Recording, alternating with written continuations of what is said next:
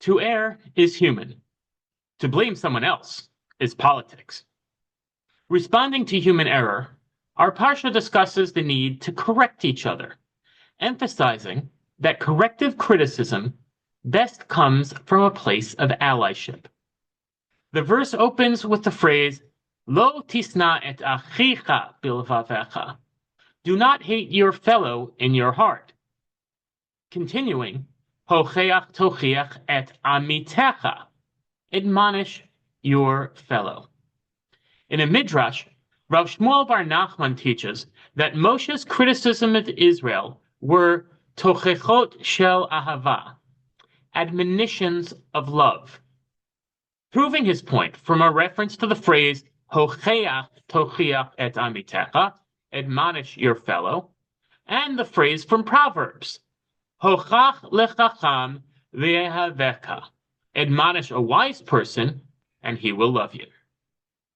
Similarly, our sages took for granted that you must admonish a generally like-minded friend, but they debated whether you must admonish an enemy who dislikes you. One interpretation suggests that the requirement to reprove amitecha, starting with the letters ayin and mem, implies that the requirement to admonish only applies to a person who is imecha b'mitzvot, with you, ayin mem, in mitzvot.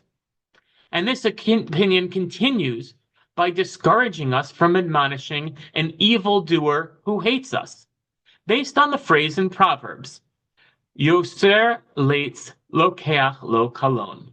One who chastises a scoffer gets abuse. Today, we seem to spend a lot of time criticizing those with whom we disagree. As a Democrat, it feels more comfortable to criticize Republicans. A halachic Jew might feel more comfortable criticizing non-halachic Judaism, or a progressive halachic Jew might feel more comfortable criticizing right-wing forms of Judaism, and vice versa.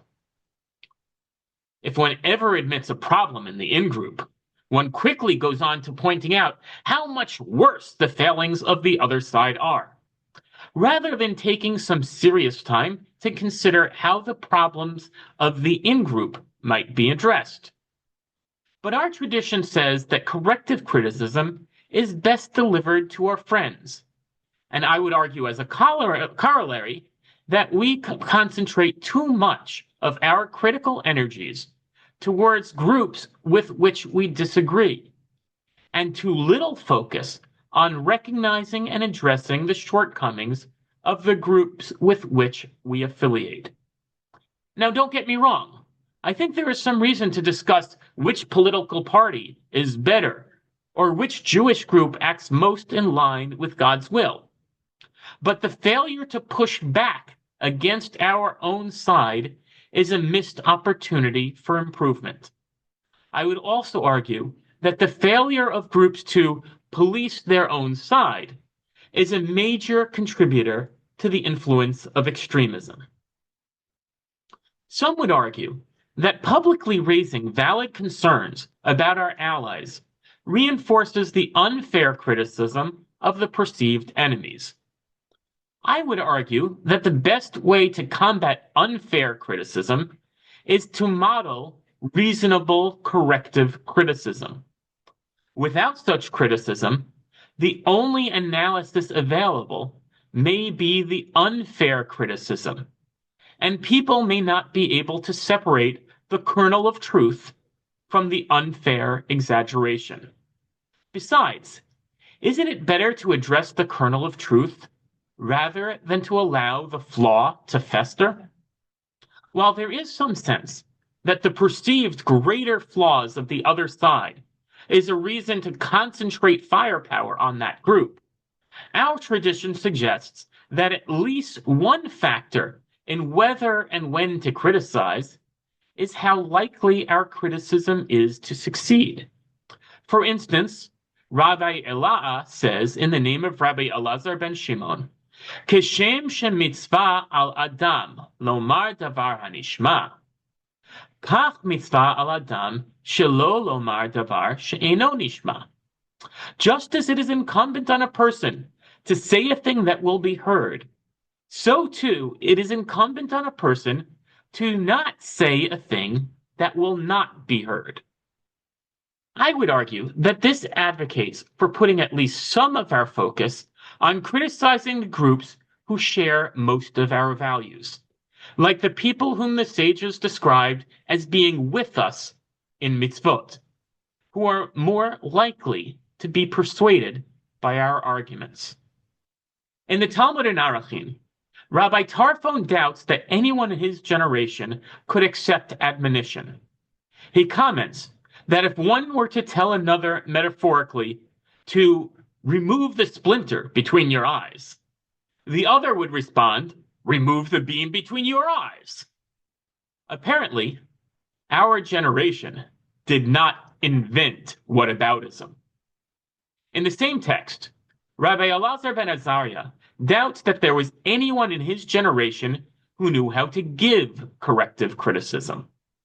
By juxtaposing Rabbi Tarfon and Rabbi Elazar, the Talmud reminds us that constructive criticism is a two-way street, requiring wisdom from both the one giving the criticism as well as the one hearing it.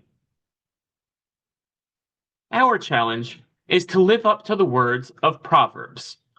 Al tochach leitz pen yisna'eka, hochach lechacham v'yehaveka. Do not admonish the scoffer, lest he hate you. Admonish the wise person, and he will love you. We should be comfortable being the voice of critique, even towards our friends and allies. If they are scoffers, they may brand us a traitor, but at least they will have shown us who they are.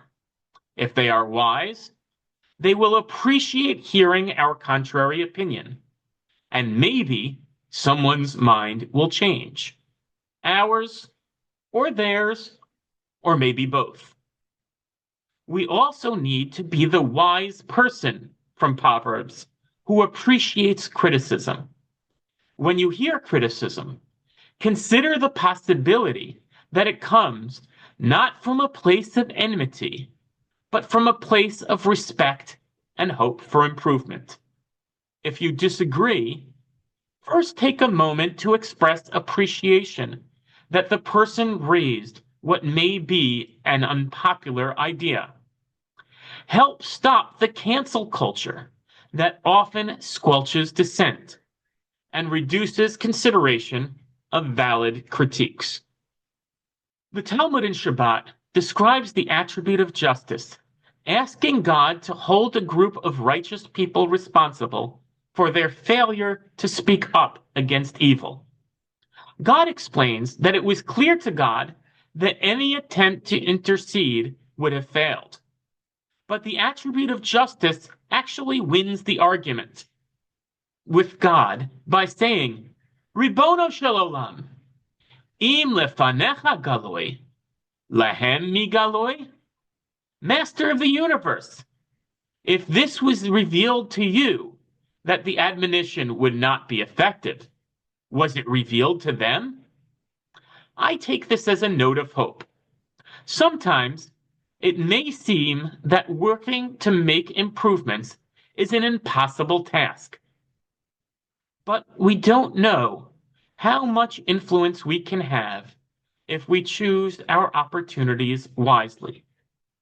As a final note, if you disagree with anything that I had to say, please reach out to me, and I'll do my best to appreciate your dissent.